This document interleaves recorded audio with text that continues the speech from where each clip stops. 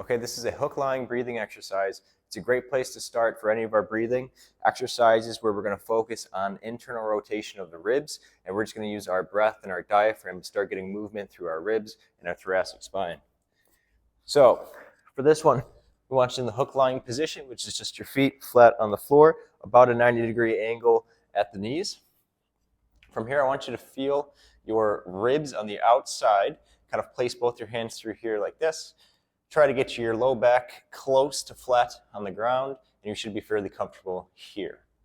Now, what I want you to do is breathe in through your nose and then exhale through your mouth. And I want you to think about fogging a glass in front of you. And I want you to keep exhaling, keep exhaling, keep exhaling.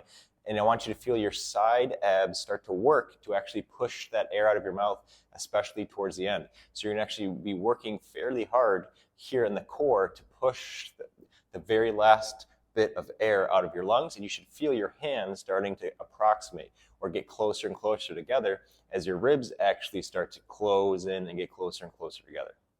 So again, breath in through your nose, exhale through your mouth, nice and slow.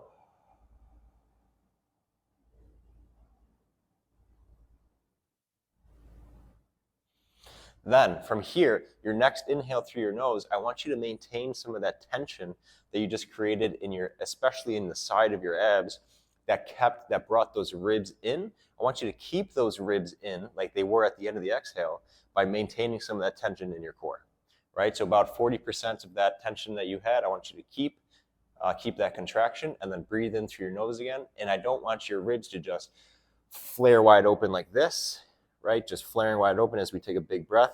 But since we have that tension here, it's going to keep those ribs relatively internally rotated or closed down on each other, preventing them from just flying right back open.